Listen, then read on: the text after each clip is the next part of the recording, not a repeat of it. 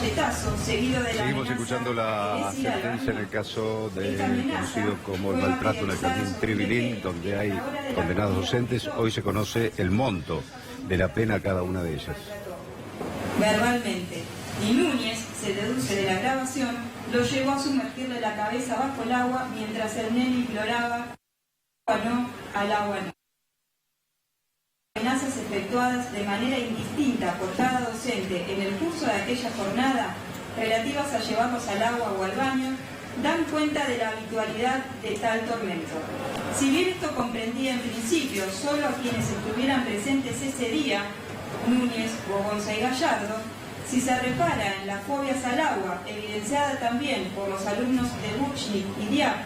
sumada a la señalada frecuencia al naturalizar la práctica, se advierte sin hesitación alguna que quedan abarcadas la totalidad de las maestras auxiliares, no solo las comprendidas en este pronunciamiento, sino el restante personal que tuviera actuación y contacto con los niños,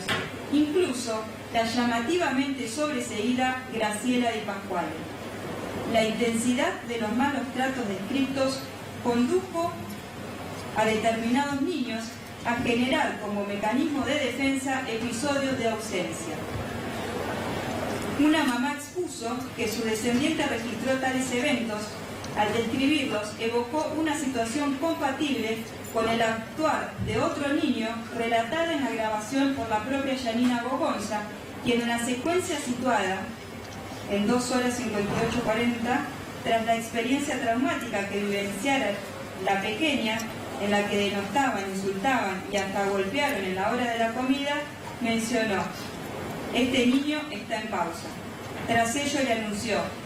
te llevo al agua, come eso. Otro dato revelador lo introdujo otra mamá, en cuanto precisó que su hija, entre ruidos fuertes, se aísla. Las conductas de aislamiento también fueron acentuadas por otros progenitores. Además, la menor mencionada en primer lugar, ante los profesionales actuantes, graficó: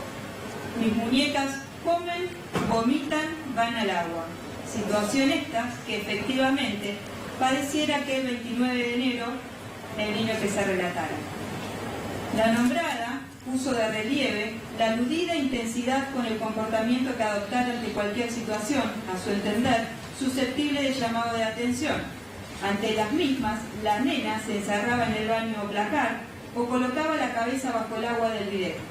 Reflejó de tal modo que había internalizado en su intelecto que encierro, baño y agua eran igual a castigo, o en palabras de Constanza Bonatti, penitencia.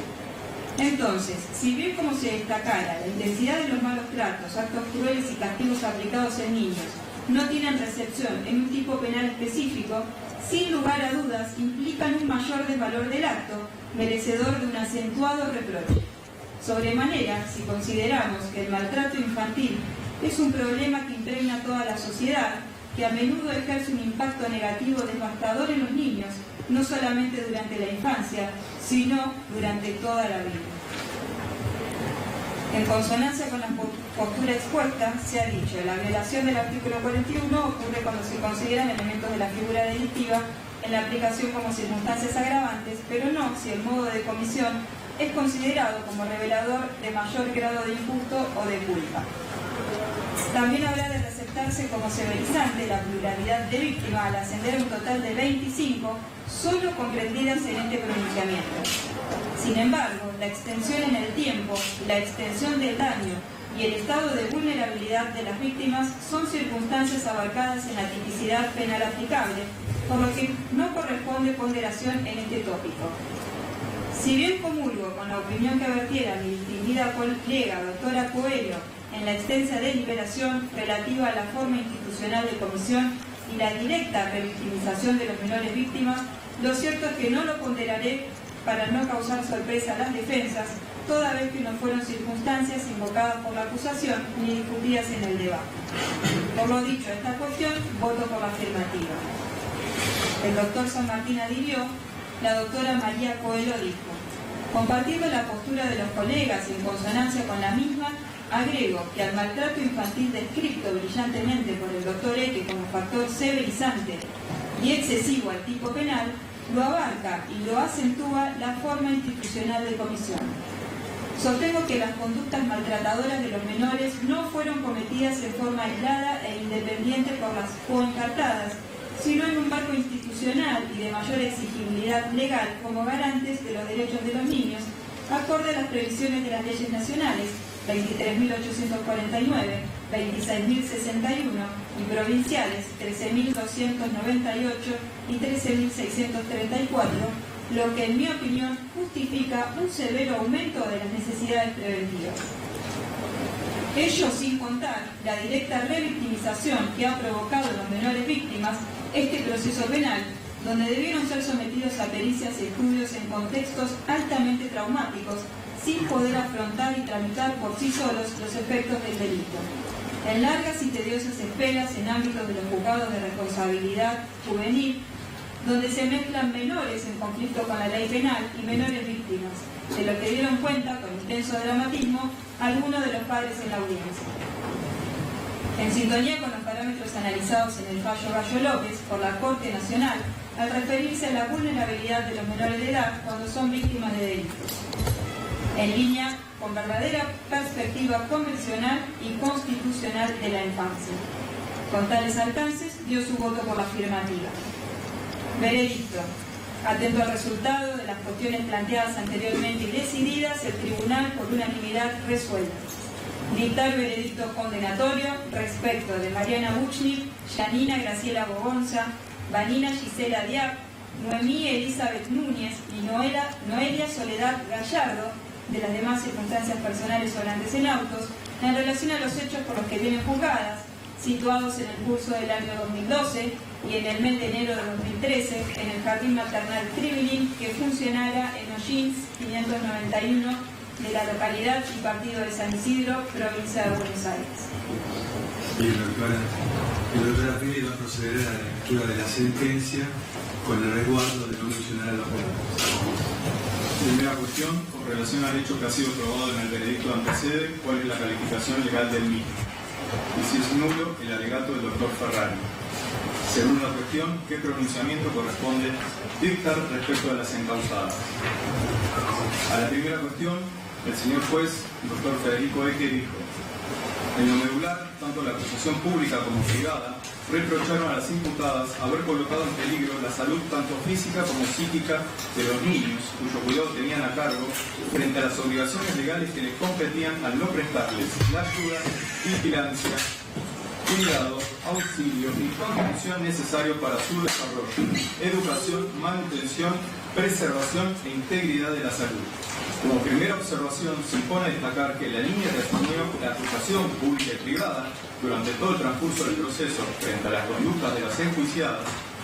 a saber, instrucción, lineamientos de apertura y luego los alegatos de clausura del debate, versaron sobre reproches de conductas homicidas, aunque con una interpretación más extensiva en el caso de los particulares damnificados, buscando una condena aún mayor, endilgándole a 3 de las impusas, Gallardo, Bogonza y Núñez,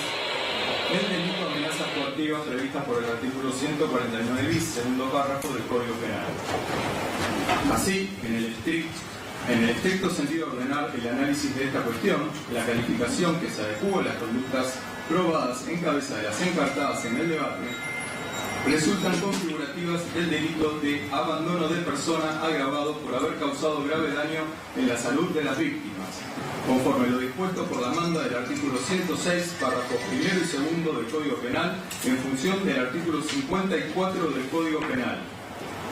Y en el transcurso del debate, conforme la prueba producida, quedó debidamente acreditado que las encausadas obraron con pleno conocimiento de su reprochable accionar y libertad de poder hacer lo contrario, es decir, de la situación típica que comprende la norma, llámese dolo.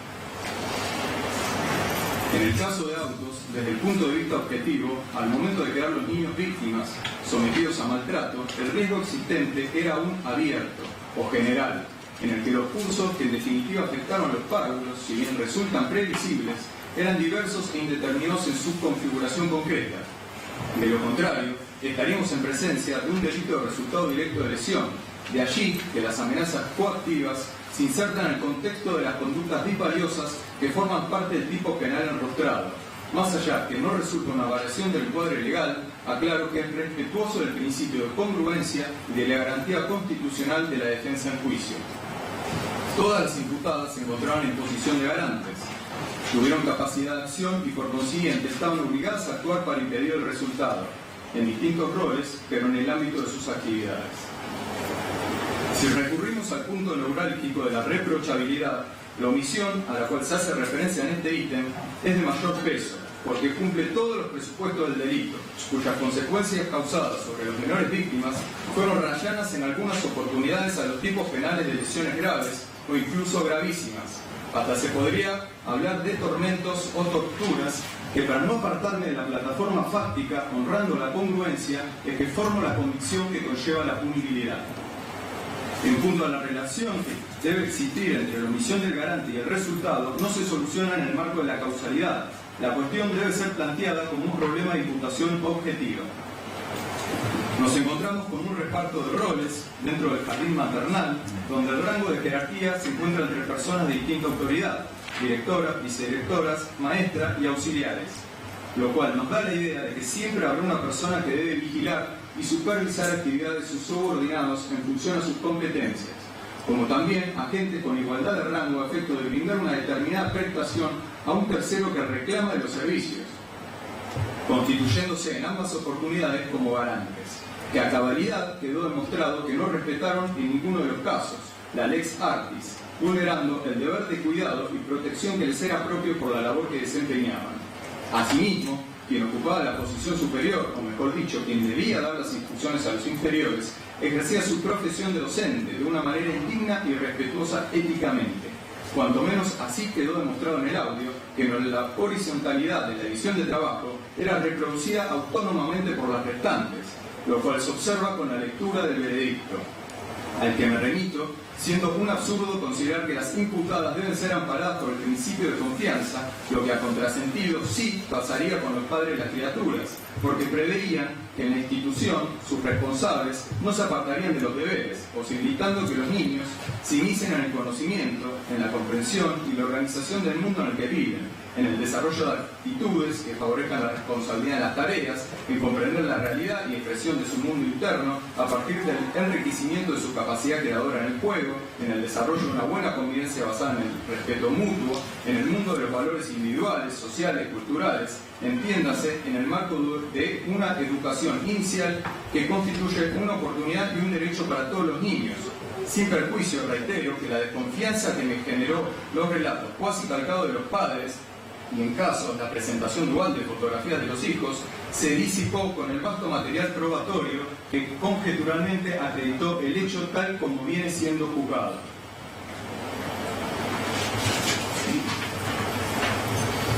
Finalmente, y en respuesta al planteo defensista de ausencia de nexo causal, considero que el mismo debe ser rechazado, por cuanto utilizando la fórmula de la teoría de la equivalencia de las condiciones, al suprimirse la acción reprochada a las imputadas, el resultado de graves daños en la salud de los niños, tal como se demostrara en la primera cuestión del veredicto, no se habría producido. Discúlpese en el simplismo, pero para que se entienda. En mi parecer, no corresponde abordar esta cuestión desde un punto de vista estrictamente naturalístico, para atrás, valorando patologías anteriores al hecho, desentendiéndose de aquellas posteriores que devinieron más adelante, por lo que habré de limitarme a las impresiones traumáticas que tanto los progenitores como profesionales de la salud supieron exponer durante el debate, casi 6 años después, plasmadas en el veredicto, sin irme más allá para no hacer futurología, que necesariamente deben evaluarse para establecer un nexo de imputación, cuanto más cuando de ello depende en gran medida el resultado final de la causa.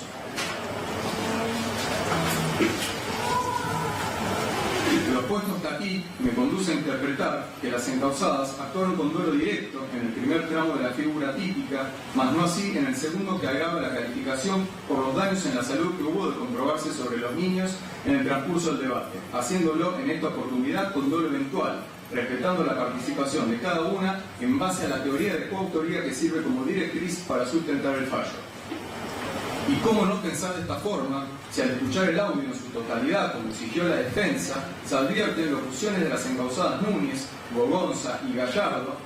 oportunamente individualizadas en la autoría, tales como: te das cuenta que no te puedo tratar bien, ya se les va a pasar, respondiendo a los llantos, parodias que hacen eco a la queja de los padres por la temperatura fría con la cual recibían a sus hijos,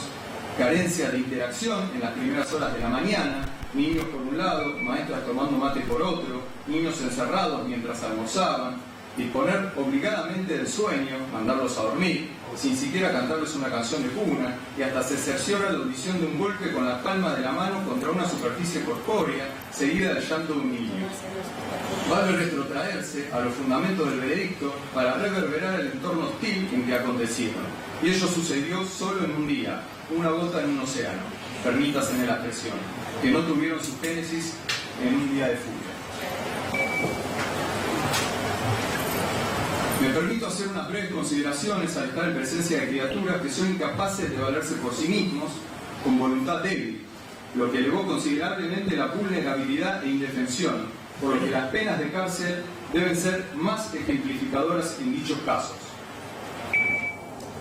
En respuesta a la posición asumida de los letrados representantes de los particulares damnificados, Jean-Marie Domenach definió a la violencia como el uso de la fuerza abierta u oculta con el fin de obtener de un individuo o un grupo de individuos algo que no quiere consentir libremente. Esta definición hace hincapié en el elemento subjetivo, ya que describe la violencia a partir del agresor y de su motivación, y por este motivo es que las amenazas coactivas, entiendo, quedan subsumidas en la figura de abandono a persona agravada, y por ello la insistencia en las peticiones de nulidad del alegato del doctor Ferrari, a la que hiciera referencia de manera anticipada, devienen abstractas, por ende torna carente de virtualidad al planteo nulificante, lo que así propongo. Meter la cabeza de las muñecas en agua, acorralar muñecos contra la pared y gritarles que se callen, intercambiando roles, víctimas y victimarios, autocastigarse metiendo la cabeza en el bidet, son ejemplos diferenciados en un marco de agresión irritativos que alertan el sentido común. Cuando la relación humana se aparta del amor en pro de una dedicación al poder por el poder mismo y a la crueldad, esto es perversión. A la misma cuestión, el señor juez, doctor Hernán San Martín, comparte en todo la opinión del doctor Eque, y a la misma cuestión adhiere con disidencia parcial en relación al concurso la señora jueza, doctora María Coelho. A la segunda cuestión, el señor juez, doctor Federico Eque, dijo: conforme fuera resuelta la cuestión anterior, y en atención a lo expuesto en los ítems pertinentes del desarrollo del veredicto, es turno de ponderar las penas por resultar las encausadas coautoras penalmente responsables del suceso descrito en el acápite primero del veredicto y calificado legalmente en el ítem anterior. Es que la medida de la sanción penal debe ser la magnitud de la culpabilidad por el hecho, ya que esta última señala el límite máximo de reproche posible. La culpabilidad, en tanto reprochabilidad del evento antijurídico, hace referencia a los presupuestos sin los cuales no es posible responder al ilícito con una pena, pero aquella también expresa la mayor o menor posibilidad de motivación conforme a la norma, y en ese sentido es un concepto graduable, a la par que conlleva un carácter constitutivo al determinar si se aplica o no una pena, en tanto para regularla resulta decisiva la medida de esa culpabilidad. Esto significa que la medida de la pena es reflejo de la dimensión de culpabilidad. En tal inteligencia, habiendo considerado que la Fiscalía requirió pena de prisión y conllevó condenar el máximo de 10 años por el delito reprochado, en semejanza al postulado por los letrados de los particulares damnificados, al entender a diferencia de estos que las amenazas coactivas quedaron inmersas en la calificación legal atribuida y que no debe partirse una graduación ecuánime para la totalidad de las encausadas,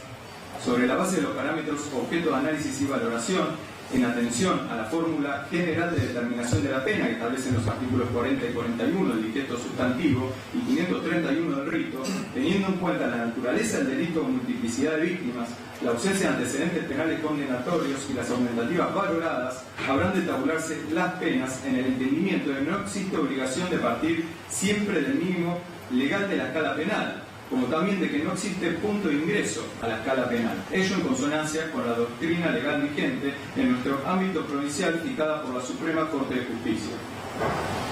La bravura con la que trataron a personas incapaces de valerse por sí mismas en razón de su corta edad y a la que tienen la misión de cuidar y educar, defraudando la confianza de los progenitores, aunado a las severas secuelas psicofísicas causadas por tal accionar, obra en demérito de cualquier atisbo beneficiante, aun cuando sus planillas antecedentes no tengan mácula alguna y hayan observado sin solución de continuidad el compromiso impuesto de presentarse ante el tribunal. Reparando en la naturaleza, se trató de un delito permanente, por lo que el disvalor realizado aumentó con la duración del acontecer delictivo.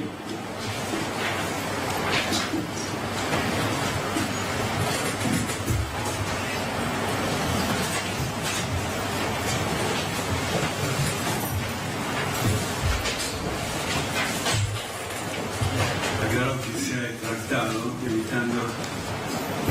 la lectura de factos. Resolución. Por unanimidad del tribunal, primero, declarar abstracto el tratamiento de la nulidad del alegato. Del letrado de los particulares verificados, doctor Diego Ferrari, por los fundamentos dados en el pronunciamiento.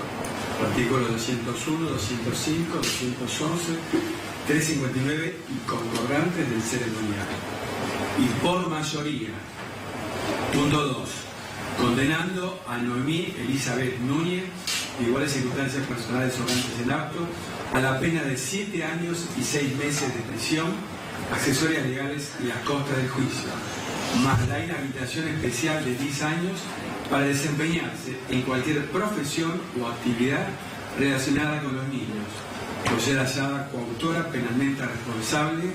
del delito de abandono de personas agravado por haber causado grave daño en la salud de las víctimas, ocurrido en el transcurso del año 2012 y en las colonias de vacaciones del mes de enero de 2013, en las instalaciones del Jardín Maternal Tribilín. Respecto a los menores, que no voy a mencionar. Tercero, condenando a Yanina Graciela Rogonza, de iguales circunstancias personales, a la pena de 7 años de prisión, accesorias legales y costas del juicio, más también la inhabilitación especial de 10 años para desempeñarse en cualquier profesión o actividad relacionada con los niños, por ser hallada también coautora penalmente responsable del delito de abandono de persona agravado por haber causado grave daño en la salud de las víctimas. Cuarto, condenando a Noelia Soledad Gallardo, de iguales circunstancias personales que obran autos, a la pena de 6 años y 3 meses de prisión, accesorias legales y costas, más la inhabilitación especial de 10 años para desempeñarse en cualquier profesión o actividad relacionada con niños, por ser también hallada coautora penalmente responsable del delito de abandono de personas agravado por haber causado grave daño en la salud de las víctimas. Y por unanimidad, quinto, condenando a María Burzny, de iguales circunstancias personales sobrantes en auto, a la pena de 5 años y 6 meses, accesorias legales y costas del juicio, más la inhabilitación especial de 10 años para desempeñarse en cualquier profesión o actividad relacionada con los niños, por ser hallada también coautora penalmente responsable del delito de abandono de personas agravado por haber causado grave daño en la salud de las víctimas.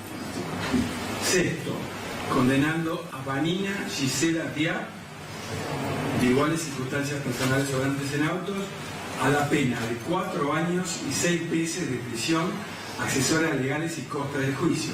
más también la inhabilitación especial de 10 años para desempeñarse en cualquier profesión o actividad relacionada con menores, por ser hallada también coautora penalmente responsable del delito de abandono de personas agravado por haber causado grave daño en la salud de las víctimas. Rigen los artículos 18, 75, 622 de nuestra Carta Magna, 56, 75, 81, 19, 25 de la Convención Americana de Derechos Humanos, 3 y 19 de la Convención Internacional de Derechos de Niños y de Familia, artículo 10.3, apartado C, inciso tercero, del artículo 14 del Pacto Internacional de Derechos Civiles y Políticos, 15, 168 y 171 de la Constitución de la Provincia de Buenos Aires, 5, 12, 20 bis, inciso tercero, 29, inciso tercero, 41, 45, 54 y 106, párrafo primero y segundo del Código Penal, artículos 106, 210, 367, 375, 530, 531 y concordantes del Código Procesal. Ley 13.688, Ley 26.206, Decreto 2299/11, Ley Provincial 10.579, Decreto Provincial 3/2013 y la Ordenanza de San Isidro 70/17. Séptimo, mantener la medida de coerción personal y disponer el inmediato alojamiento de Mariana Bushville, Yanina Graciela Gogonza, Yanina Cecilia Diab, Noemí Elizabeth Núñez y Noelia Soledad Gallardo bajo la órbita del Servicio Penitenciario Bonaerense. Artículo 371 en fines del ceremonial. Octavo, regular los honorarios profesionales de los abogados codefensores, doctores José Manuel Estrada y Héctor Mercado, en la suma de 60 IUs en forma promiscua, más los aditamentos correspondientes. Del letrado, defensor doctor Adrián Murcho, en la suma de 60 IUs con más los aditamentos correspondientes. Y de los asistentes técnicos de los particulares edificados, doctores Diego Ferrari, Martín Alejandro Sánchez y el doctor Sergio Samuel Arenas, en la suma de 65 IUs en forma promiscua, con más los aditamentos de ley. Artículo 9.1.3, Ley 14.967, conforme al Acuerdo 3.869 del 18 de octubre de 2017 de la Suprema Corte de Buenos Aires. Noveno, extraer testimonios del pronunciamiento y remitirlos al Ministerio Público Fiscal. Ahí el tribunal acaba de leer el monto de las condenas para las 5 docentes involucradas, entre ellas la directora y dueña de este jardín de infantes Trivinil, donde los chiquitos eran sometidos a así vejámenes físicos y también a una agresión verbal sin precedentes, ¿no? De manera unánime, allí daban el detalle. Duras entonces, penas, ¿eh? Sí, y consideran en términos generales que pusieron en riesgo la salud física y psíquica por el tipo de maltrato al que fueron sometidos los chicos, amenazas, lesiones y abandono. Sí. 7 años y 6 meses de prisión para Noemí Núñez, que es justamente la dueña y directora del Jardín Tribilín, inhabilitada para ejercer este tipo de actividades que esté relacionada con niños por un plazo de 10 años y es la calificación es abandono de persona agravado por perjudicar justamente la salud de los chiquitos. 10 años inhabilitación. Ajá. ¿No? Al igual que Yanina Gogonza, 7 años también y 6 meses de prisión por ser considerada coautora de este abandono. Y después sí viene la condena para las docentes. Noelia Gallardo, 6 años y 3 meses, 10 años de inhabilitación también. María Buchniv, 5 años y 6 meses, inhabilitada también por 10 años. Y Vanina Diab, 4 años y 6 meses y la inhabilitación entonces que corre igualmente para todas. Pero todas condenadas entonces ya están detenidas porque consideraron que existía un riesgo de fuga, pero el día de hoy entonces se conocen estas penas. Lo que no ha quedado determinado, ¿a qué penal van a cumplir la condena, ¿no? ¿En qué penal, mejor dicho? No lo dieron ahí el detalle, o al menos no lo escuchamos. Pero lo cierto es que esta investigación que arranca por un comportamiento extraño que nota un padre en su hijo, pone una tableta en la mochila, graba cerca de 5 horas, si mal no recuerdo, 6, y allí comienza a escuchar todos los gritos y las distintas torturas, por así decirlo, porque describían allí que le metían la cabeza en el agua a uno de los chiquitos. A partir de ahí entonces hace la denuncia, como prueba fundamental tenía nada más y nada menos que las escuchas. Es así. Pausa, ya volvemos con más noticias.